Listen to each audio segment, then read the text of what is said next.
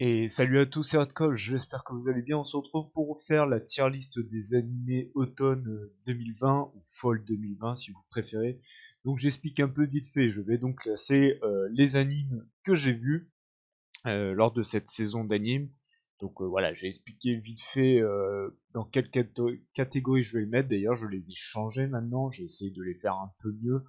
Donc voilà, donc on va aller commencer et on va aller direct juger les animes que j'ai vus finalement. On va commencer avec I'm Standing on 1 Million Lives. Donc en gros, c'est l'histoire d'un mec qui se retrouve dans un sort de jeu vidéo où il doit remplir des quêtes, sinon il va mourir. Donc il va rencontrer d'autres collègues de son lycée et finalement il se retrouve en tant que fermier. Il a la classe fermier, donc il peut pas faire grand chose et ses alliés sont vraiment très faibles.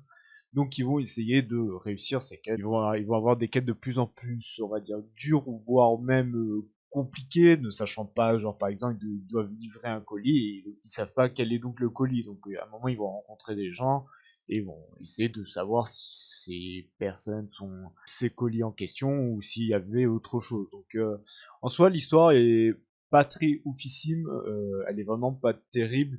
Mais en fait, plus on avance dans les épées, plus ça devient intéressant, notamment sur ce fameux jeu vidéo monde, si vous voulez.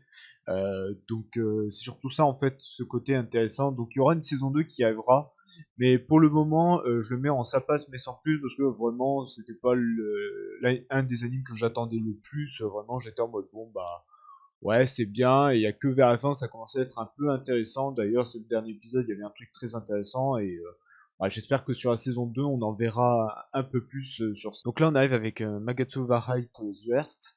Donc en gros, c'est le préquel du jeu vidéo mobile, donc ça se passe avant le jeu vidéo mobile. D'ailleurs, je comprends pourquoi quand il y avait eu l'image d'un côté, on voyait nos deux protagonistes jeunes et à droite plus vieux, si on peut le dire. Donc finalement, on voit que le côté jeune, hein, donc c'est pour ça que j'ai pris cette image, elle me paraissait plus logique. Et en gros, on suit l'histoire de donc deux protagonistes. Il y en a un qui fait partie d'un empire et l'autre qu'un simple coursier qui va se retrouver dans la rébellion. Et donc, bah, on va dire, ils s'opposent, ils sont contre, si on peut le dire ça, sans vouloir l'être forcément. Et voilà, et donc au final, on apprend qu'il y a une menace, un sort de complot qui se passe dans cet empire, et que c'est à cause de tous ces malheurs, notamment le truc de la flamme de je sais plus trop quoi, qui est une sorte de malédiction qui transforme les gens en monstres. Donc c'est super intéressant de voir deux points de vue différents. On voit qu'il n'y a pas de gentil méchant forcément. Et j'avais vraiment aimé l'intrigue, les mystères qu'il y avait, donc je le mettrais dans un bon moment à look. Donc ouais, ça c'est pas très français, mais voilà, on va dire c'est un bon moment agréable à regarder. Je le mettrai là-dedans. Donc là, on arrive avec Akudama Drive. Donc Akudama Drive, c'est fait par je crois, c'est le créateur de Danganronpa. Donc je me suis dit, ça peut être très intéressant en termes d'histoire. Par contre, le seul truc, c'est que bon, pour Danganronpa, moi, j'étais pas un très grand fan parce que je trouvais ça partait un peu dans l'inutilité à des moments. Mais là, pour Akudama Drive, c'était sympa. Donc en gros, on suit l'histoire d'Akudama, c'est des criminels recherchés. Donc certains ont des noms, genre il y en a qui s'appellent coursier, l'autre assassin, l'autre bagarre, l'autre scientifique. Et en fait, surtout, on se concentre sur une simple citoyenne qui a eu, on va dire, le malheur de rencontrer un de ces gars et finalement va se retrouver dans leurs affaires parce que les Akudama reçoivent un message où ils doivent aller secourir quelqu'un pour beaucoup d'argent et en fait bah, ils vont faire ça, tout le monde en fait c'est un peu celui qui sauve la personne gagne l'argent, donc en gros bah c'est un peu son chacun pour soi. Et finalement bah elle se retrouve là-dedans et elle devient finalement une Akudama alors que de base c'en est pas une. Et en soi j'ai beaucoup aimé parce qu'il y a deux parties. Il y a une première partie où voilà ils sont tous ensemble, où ils doivent sauver deux personnes qui sont ceux qui ont donné la mission, et après, on a une deuxième partie où tout le monde est un peu séparé, retourne dans ses affaires, si on peut dire ça. Et la deuxième partie est vraiment bien parce qu'elle est assez intense, il y a du drama, c'est assez sombre d'un coup, alors que dans la première partie, bon, il déglingue tout le monde, c'est un peu joyeux et tout, et voilà, on va dire lors de cette transition, et la deuxième partie, c'est très très sombre, et il y a des moments qui étaient bien. Il y a un moment où Assassin va attaquer Arnaqueuse, donc l'héroïne, hein, finalement c'est Arnaqueuse, et genre en fait dans l'épisode, tu vois, on dirait un gros psychopathe, genre ça fait un peu un épisode d'horreur, on voit l'héroïne qui flippe vraiment, qu'on voit qu'elle sent qu'elle a peur et tout, qu'elle est terrorisée, et ça j'avais déjà bien aimé. Et surtout c'est l'épisode final où vraiment il y a des mises en scène, des mises en plan, il y a des jeux de lumière qui étaient ultra magnifiques. Vraiment j'étais épanoui par rapport à ça. Et c'était vraiment l'épisode final, c'était le bouquet final, c'était vraiment très très bon du début jusqu'à la fin, donc je le mets en excellent. Donc là on se retrouve avec Assault Lily, donc Assault Lily c'est un peu une histoire avec des lycéennes qui vont se bagarrer contre des monstres qui ont envahi la Terre, donc il y a que des filles qui peuvent faire ça, donc ça s'appelle des Lily. Donc en soi l'histoire elle est pas folle, voilà c'est le truc avec des extraterrestres qui attaquent les humains qui les menacent et tout. Et le seul truc que je pourrais dire qui est bien, c'est les OST qui sont assez sympas. Mais surtout, c'est l'animation de combat. Genre les animations, les combats sont vraiment magnifiques. J'ai jamais vu un truc aussi magnifique. Ils ont vraiment, c'était un gros travail de ouf. C'est un peu dommage que le scénario soit vraiment un peu éclaté. Donc vraiment, moi, juste pour les combats, je mettrais vraiment dans un bon moment un look. Et si l'animation des combats ne serait pas oufissime, genre en mode serait pas excellent, et bien travaillé, je pense que ça passerait, hein, ça passe mais sans plus, voire peut-être mauvais. Mais voilà, je le mettrai dans un bon moment. Donc là, on est avec Black Clover. Black Clover, vous connaissez, on en a parlé sur à peu près tout. Donc là, à un moment où je vous parle, il y a le nouvel arc à commencer sur Spade, je sais pas comment on le prononce correctement. Et tout simplement, bon là, c'est la fin de l'entraînement. Les quelques derniers épisodes, c'est sympa. Mais voilà, j'étais toujours dans cet entraînement un peu chiant. Donc je le mettrai en sa place mais sans plus, parce que bon, j'aime bien Black Clover, et que je suis un peu trop gentil des fois.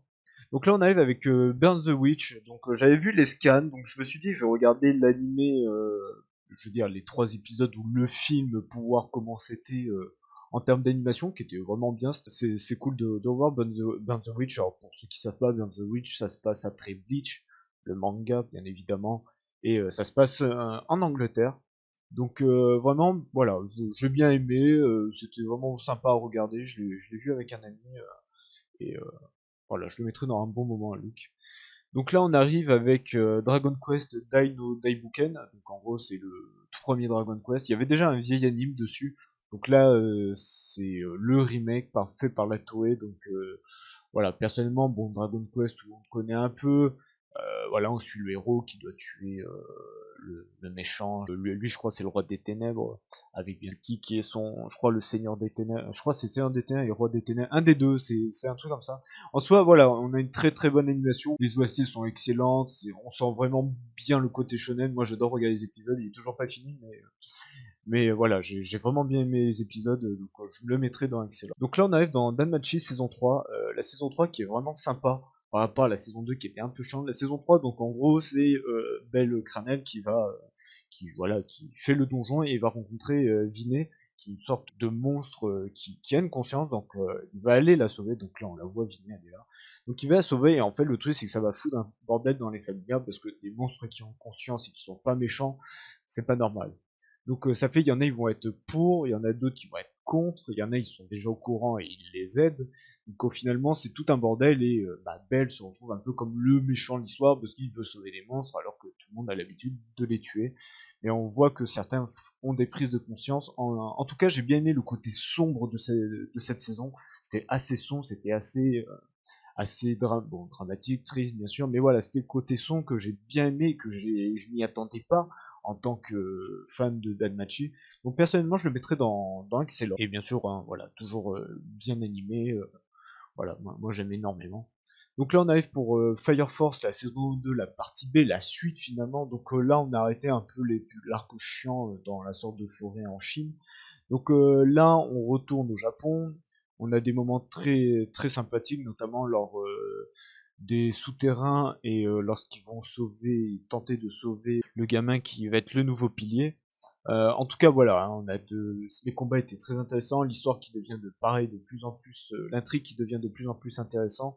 On en sait un peu plus, et ça c'était vraiment bien. Et on a les derniers épisodes qui étaient vraiment oufissimes, où Shinra, Arthur et Tamaki enfin qui commencent enfin à devenir assez pétés. Bon, Arthur et Shinra sont déjà très très forts, mais pour Tamaki, voilà, j'étais là en mode enfin elle est plus la meuf qui sert à rien, même si pendant les souterrains elle servait à rien, et que ça a été le collègue avec ses missions qui d'ailleurs m'a très impressionné à ce moment-là. J'ai bien aimé aussi le combat entre Shinra et l'ancien capitaine là, qui a le masque de peste, je sais plus comment il s'appelle.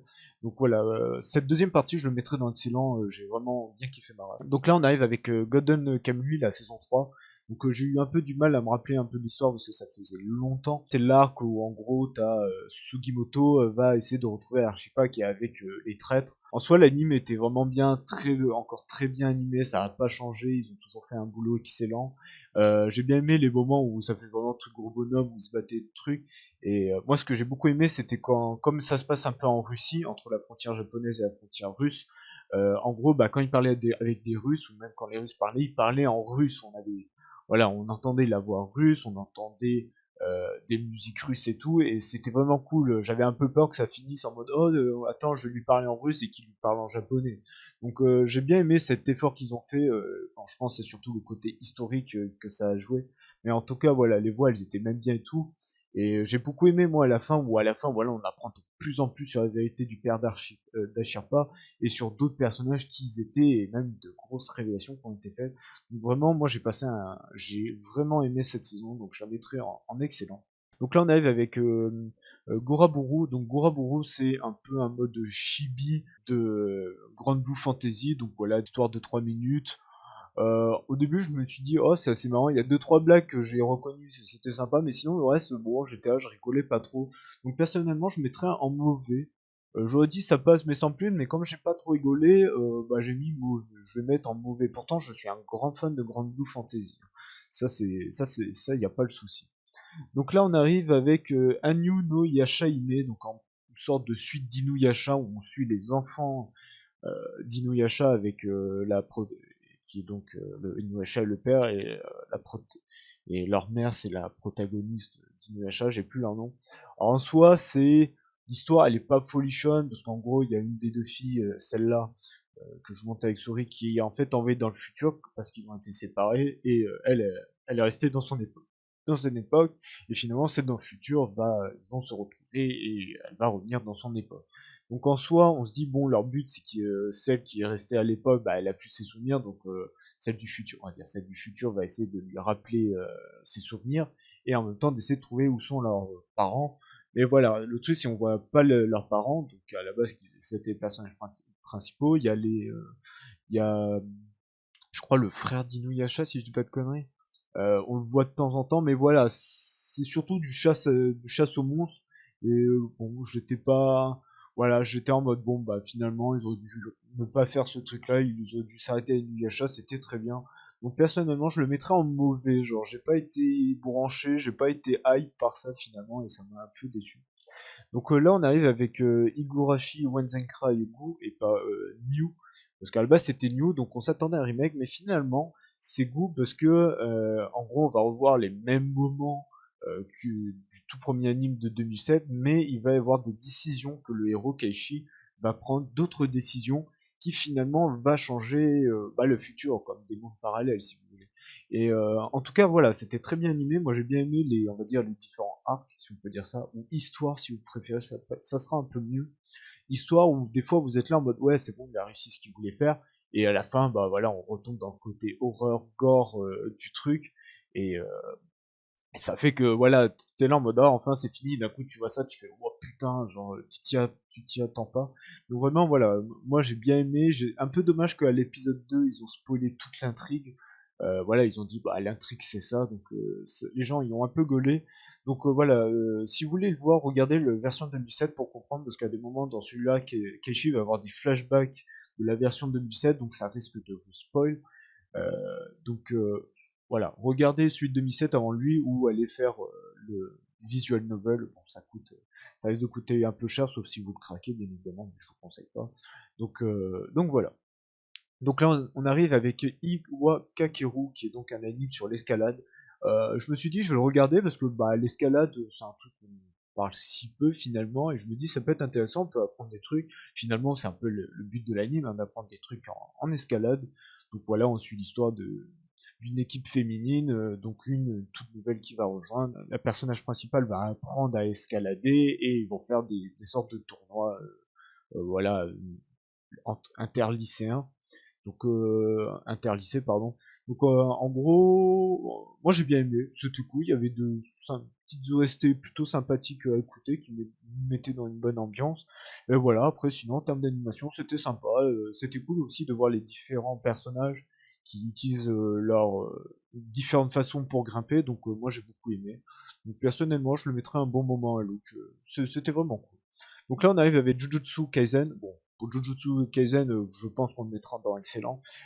C'est vraiment cool. J'ai bien aimé le côté avec les exorcistes, Yamapa qui ont fait une excellente animation dessus.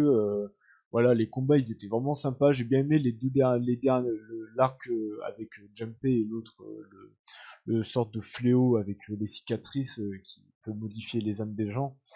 J'ai beaucoup aimé, c'était vraiment cool. J'ai bien aimé aussi Sukuna, Sukuna qui est vraiment un antagoniste qui m'a très impressionné, je l'aime beaucoup, ça sent qu'il est vraiment salaud et j'aime beaucoup ce genre de personnage et l'acteur, le seiyuu, bah voilà, il est excellent.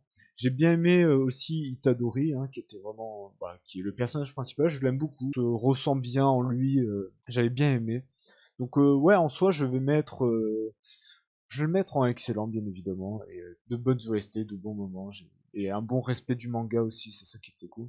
Donc là, on arrive avec Kamitachi ni Hiro Wareta Otoko, donc en gros, c'est un isekai où un employé d'une trentaine d'années se réincarne dans un monde avec trois dieux qui lui disent, bon, tu vas faire ça, et il va devenir éleveur de cygnes. Donc voilà, on va suivre son histoire où à la base il était tout seul et il va rencontrer des gens qui vont l'aider, que lui va les aider et qui finalement va essayer de voilà de vivre une vie en tant qu'éleveur de cygnes. Donc il va créer une entreprise de lingerie, il va jouer en tant qu'aventurier et tout. Donc en soi, j'ai regardé, je me suis bien éclaté. Voilà, pour moi c'était un bon moment à Look. Voilà, j'ai passé un très très bon. Donc là, on arrive avec Kamisama ni Natai. Donc en gros, c'est l'histoire d'une fille qui va rencontrer un mec. Donc la fille qui s'appelle Odin. Bon, on verra plus tard qu'elle a un vrai prénom japonais. Je crois que c'est Ina, si je dis pas de bêtises. Donc elle lui dit ouais, en gros le monde va être détruit dans 14 jours. Donc lui il est en mode ouais, tu dis de la merde, tu vois, genre t'es une gamine, rentre chez toi. Et finalement elle va lui dire des trucs, elle va prédire des trucs du futur. Donc elle va prédire le futur, donc lui il va être là en mode oh putain, tu vois. Donc au final il la croit. Donc au début les premiers épisodes, voilà, c'est très très drôle. Voilà, il y a des blagues entre les deux ou les différents personnages, c'est assez marrant. J'ai même bien rigolé, mais bon voilà. Vous savez que cette fameuse fin du monde est un peu fausse et que plus on avance, plus ça va être dramatique. Donc il y avait déjà un épisode sur un des personnages secondaires qui est en gros la crush du héros. Donc au final, on va voir qu'elle est toujours froide, elle rejette toujours les demandes d'amour et finalement, on apprend pourquoi et il y a tout un épisode sur elle et on voit qu'elle change finalement. Donc ça fait que les gens on était là en mode oh c'est si beau, la petite larme à l'œil. Et après les épisodes d'après, bah, on voit que ça commence à être de plus en plus triste. Surtout que voilà, il y a d'autres personnes qui essaient de retrouver Ina pour son pouvoir finalement, si on peut dire ça. Et voilà, finalement, on arrive, c'est très dramatique sur les quelques derniers épisodes et même sur les derniers où voilà, on verse nos larmes et tout. Je vous en dis pas plus pour pas spoil la fin si vous avez pas vu ou que vous êtes en train de le voir. Mais voilà, en tout cas, j'ai vraiment passé un très bon moment. J'ai bien aimé. Ça fait que pour moi, je pense que je mettrais dans excellent quand même. Hein. Chaque épisode, je le regardais, j'avais vraiment la main sur le cœur.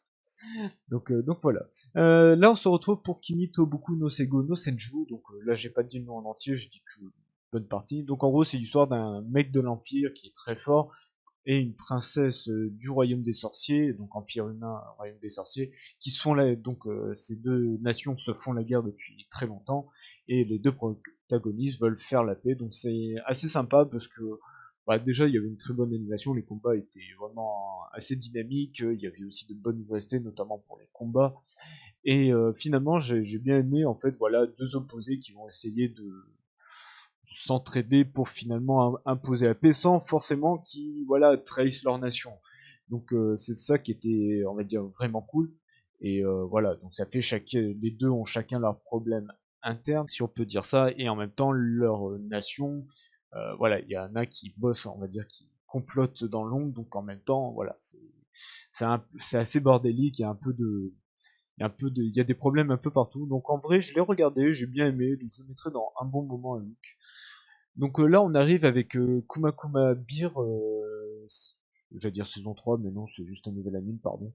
Donc en soi, on suit l'histoire d'une fille très riche qui va dans une sorte de jeu vidéo, mais on a l'impression que c'est un isekai. Voilà, donc on suit l'histoire, c'est une aventurière, elle fait deux trois trucs. En soi, l'histoire elle est pas folle. J'ai bien aimé un peu la protagoniste parce qu'elle a un peu un caractère un peu différent d'habitude. Voilà, donc elle est peut-être sympa, mais voilà, des fois elle trash talk un peu certaines personnes. C'est ça que je trouvais bien, ou des fois elle a des avis en mode oh j'ai la flemme de faire ça et tout. Mais voilà, sinon en vrai c'était pas.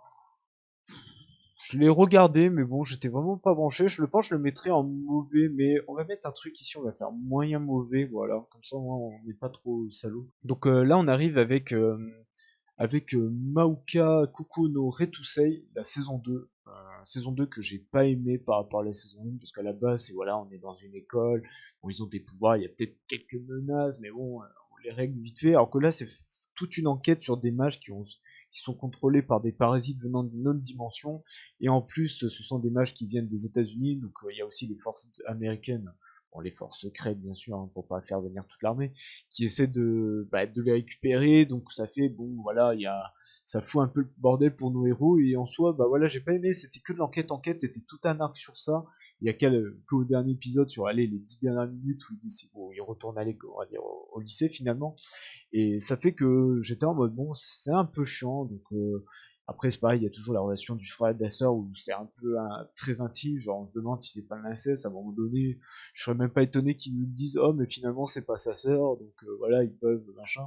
Et voilà voilà en vrai je l'ai pas aimé, j'ai pas trop kiffé. Mais bon comme c'était assez beau, les combats bon voilà c'était de très beaux combats, même si c'était moins intense que la saison 1. Je pense que je mettrais en. Ça passe, mais sans plus. Donc là, on arrive avec Magi no Tabi Tabi, qui est donc un anime de. Comment je pourrais l'expliquer voilà, de voyage. Donc on suit une sorcière qui va voyager de pays en pays, des pays qui vont être très différents les uns des autres. J'ai bien aimé, ça m'a fait penser au voyage de Kino. J'ai plus le nom en japonais, qui était à peu près la même chose, mais avec une meuf une humaine qui voyageait de pays en moto.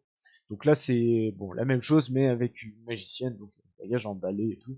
Donc en soi, c'était vraiment sympa. On a un premier épisode où on voit qu'elle devient sorcière finalement, et après on suit les autres épisodes où voilà, elle voyage. Et c'est assez cool parce qu'on rencontre des personnes, des pays assez marrants, on va dire. Il y a certains qui sont très sombres, il y a des épisodes qui sont ouais, assez sombres et tout. Mais voilà, en vrai, c'était un bon moment, c'était assez agréable. Des fois, on revoyait un peu le passé de ses mentors, si on peut dire ça. Donc, c'était assez cool. Et voilà, c'était très très beau comme anime. Moi, j'ai beaucoup aimé. Il y avait vraiment de belles images. C'était bien fait et tout. J'ai bien aimé. Donc, je le mettrai, je pense, dans excellent aussi. J'ai passé un bon moment. Le seul truc dommage, c'est que j'ai dû regarder tout rattraper les animes d'un coup parce que tous les épisodes d'un coup parce qu'en gros quand je regarde sur la Camille les sorties des épisodes et j'avais complètement genre ils n'étaient pas pour Magino Tabi Tabi et ça fait que j'ai dû tout rattraper d'un coup en me rappelant qu'il y avait cet anime. Et a été finalement la même chose pour Maoujo de Oyasumi ça a été pareil. Donc là, l'histoire, si on suit une princesse qui a été kidnappée, une jeune princesse qui a été kidnappée par le roi démon, mais comme elle veut que dormir, et ben elle s'amuse de se balader dans le château du roi démon à essayer de récupérer des trucs pour bien dormir. Donc elle fout un bordel chez les démons que même les démons ils en peuvent plus. Mais voilà, c'était assez drôle. Moi j'ai bien aimé, je le mettrais dans un bon moment à Look pour ma part. Donc là, on arrive avec Muno Nana. Donc en gros, c'est l'histoire, à la base, aussi, c'est l'histoire de personnes qui ont des pouvoirs, qui sont sur une île et qui en fait s'entraînent pour faire face aux ennemis de l'humanité. Finalement, on suit l'histoire de Nana, qui est une de ces fameuses personnes. Parce que hashtag c'est faux. Sur le premier épisode, ça se passe tout ça, mais à la fin du premier épisode, quelque chose va se passer qui va nous montrer que tout ce qu'on nous a dit, c'était faux. Donc, je vais pas vous en dire plus parce que je vous le conseille vraiment. Je vous le conseille vraiment, il est excellent. Sinon, ce que je peux dire, c'est que voilà, l'intrigue est très intéressante. L'enquête et les enquêtes ainsi que les duels entre on va dire la protagoniste et un autre personnage plutôt principal sont excellents. J'aime bien aussi les retournements de situation ou des trucs, voilà, on apprend d'un coup, on est là en mode, oh, ouais, what the fuck, qu'est-ce qui se passe et tout. Et vraiment, dès le premier épisode, fin de premier épisode, ça vous met l'eau à la bouche et chaque épisode est très intéressant. Il y a un très gros mystère des fois à chaque fin d'épisode, donc on est là en mode je veux la suite. Et la fin, elle était purement excellente. C'était vraiment une très bonne fin. J'espère qu'on aura une suite, sinon bah, je lookerai le manga. Donc là, on arrive avec Noblesse, c'est donc un webtoon, un manhwa si vous préférez. Mais je sais pas si c'est la même chose, mais bon, c'est coréen, on va dire. En soi, j'ai bien aimé. Il y avait déjà l'épisode 0 qui était sorti il y a quelques années. J'avais plutôt bien aimé. Voilà, finalement, il y avait ouais, de bons combats. Bon, voilà, l'histoire elle est pas forcément folle. Il y a peut-être juste la dernière partie avec les différents nobles vampires, si on peut dire, qui était assez sympa. Mais la première partie avec Union, une équipe d'Union qui débarque, bon, j'étais là en mode ils se sont fait déglinguer en 2 secondes. Mais voilà, j'ai passé un bon moment à le regarder, j'ai bien aimé. Donc là on arrive avec Kwanzi Gaoshu saison 2 que j'ai pas aimé par rapport à la saison 1 parce qu'en fait la saison 2 c'est une préparation pour la saison prochaine, donc je veux dire la saison des tournois. Donc voilà, j'ai pas aimé, donc je m'ennuie vraiment, je le mettrais dans moyen mauvais, vraiment il m'a déçu cette saison 2. Pourtant les films ils étaient excellents et la saison elle était vraiment bien, mais celui-là j'étais très déçu. Donc là on arrive avec Ray le Romanesque, donc à la base c'est un visual novel avec où vous jouez un mec avec différentes filles qui travaillent dans les quais de train. Donc à la base, voilà, c'est un truc où vous en apprenez plus sur les trains, sur les différents trains, comment ils fonctionnent. Dans le visual novel, j'ai regardé un peu, il y avait de belles images de trains, ce qui pouvait être intéressant à se renseigner de la culture générale. Mais voilà, l'anime, ça durait que 3 minutes, c'était juste des petites histoires marrantes, ça parlait pas forcément des trains. Donc je le mettrais en moins mauvais, pourtant c'est dommage parce que bah, c'était très très beau quand même, hein. C'était vraiment agréable à regarder, genre c'était pas dégueulasse et tout, c'était même pas en CG et tout, donc c'était un peu dommage. Donc là on arrive avec Senyoku no Sigdrifa, donc c'est l'histoire de, pareil, une menace pleine d'humanité, des sortes de piliers avec des sortes voilà, d'aliens mécaniques, on sait pas trop à quoi ça ressemble, voilà. Voilà, on va dire à peu près. Et donc il y a Odin, le dieu nordique, qui vient les aider et qui donne aux humains des Valkyries, donc des femmes combattantes utilisant des avions. Donc voilà, ils fight avec des avions qui sont très puissantes. Et donc on suit l'histoire d'une de ces Valkyries qui va au Japon parce qu'une Valkyrie au Japon est morte et comme elle a détruit le pilier qu'il y avait en Europe, bah, ils vont aider elle va aider en renfort pour détruire le pilier au Mont Fuji. Donc en soi, il y a de très bonnes OST, les combats sont excellents, il n'y a pas de CGI pour les avions, c'est ce que au début j'ai eu peur, mais finalement il n'y a pas eu de CGI, même pour les ennemis, c'est ça qui était vraiment cool. Et en soi, ouais, l'univers était un peu sombre finalement, c'est ça que j'ai bien aimé. Même si on voit des moments, ils sont tous joyeux comme ça, ils passent un bon moment avec pareil les mecs qui sont toujours là en mode dragueur et tout, alors qu'on dit ouais, attends, c'est un peu des. Elles ont peut-être 16-17 ans, tu vois, alors que eux, ils ont peut-être là 27-30 ans, tu vois. Mais bon, on va dire voilà, ça restait quand même dans le respect, mais bon. Voilà, à des moments, je dis, bon, les gars, vous exagérez un peu ce que vous dites. Mais voilà, en tout cas, c'était super intéressant et plus on avance sur la fin, plus on apprend un peu plus sur Odin, sur la mythologie nordique que personne connaît. Donc c'était vraiment cool. Lui, voilà, un bon moment à look aussi. Donc là, on arrive avec Tonikaku Kawaii. Donc Tonikaku Kawaii, c'est l'histoire de ces deux protagonistes qui vont se rencontrer alors que le mec va avoir un accident, va se prendre un camion dans la gueule, donc il n'a pas été isekaied. Donc finalement, c'est, on va dire, la meuf qui vient la sauver. Tous les deux sont assez blessés et lui va essayer de la retrouver parce qu'il en est tombé amoureuse. Donc finalement, ils se retrouvent, ils se marient, on va dire légalement avec un papier qui en plus, ils vivent un couple en tant que couple un couple normal, homme et femme, voilà, homme et femme mariés, voilà, un couple de mariés, ce que je veux dire, pardon.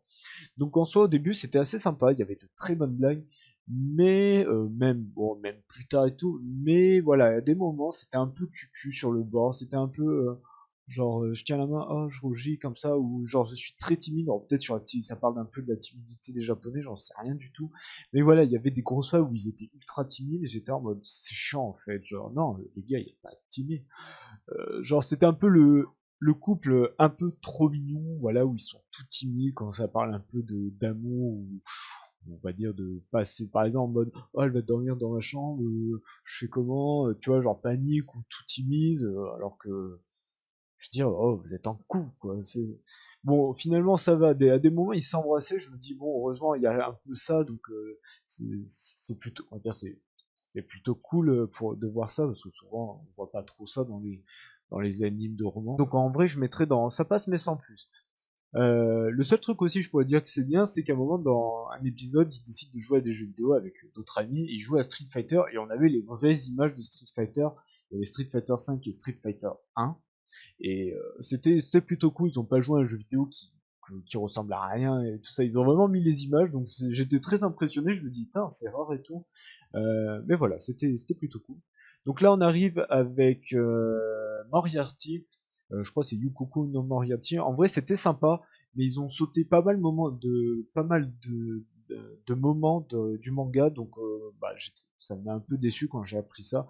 Mais voilà, en tout cas, c'était voilà bien animé, bonne OST, les mystères étaient, je veux dire, les enquêtes et tout avec Sherlock Holmes et tout, c'était vraiment sympa. Mais je pense que je le mettrais dans ça passe mais sans plus, parce que je trouvais vraiment dommage que ils aient zappé des arcs pour rien du tout, alors qu'ils auraient pu les mettre. Et en 11 épisodes, j'ai trouvé c'était très très court, et c'est ce qui m'a un peu déçu. Donc là, on va aller choisir le meilleur pour moi. Donc ça va être parmi les excellents.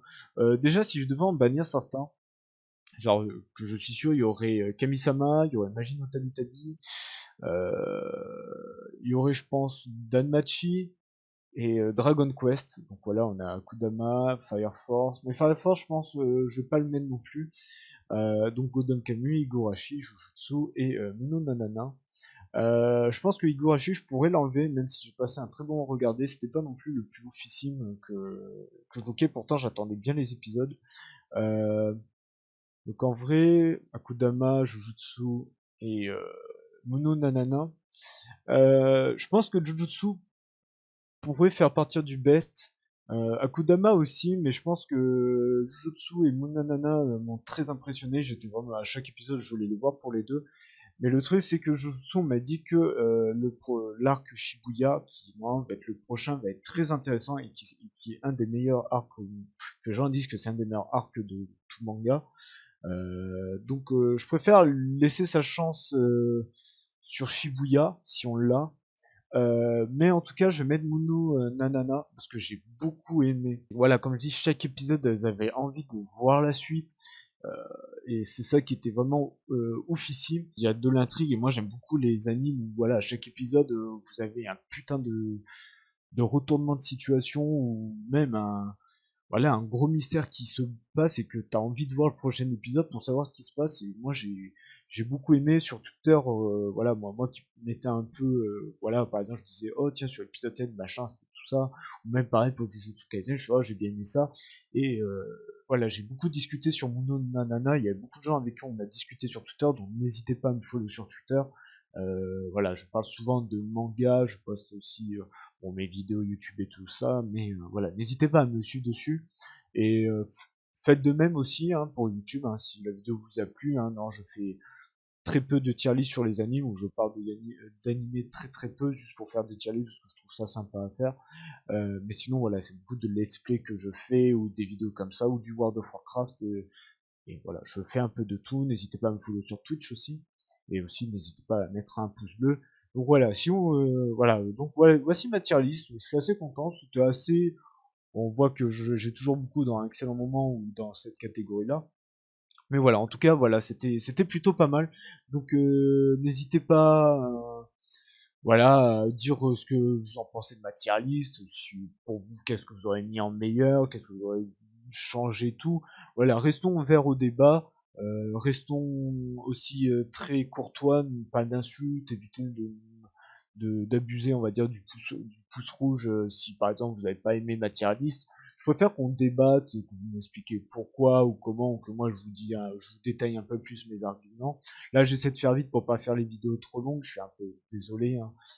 Mais voilà. Donc, bah, je vous remercie aux personnes qui me suivent pour la tier list. Vous êtes plusieurs à me regarder, hein. Généralement, je crois que c'est plus de 20, donc vous mettez aussi pas mal de pouces bleus, ça me fait très plaisir.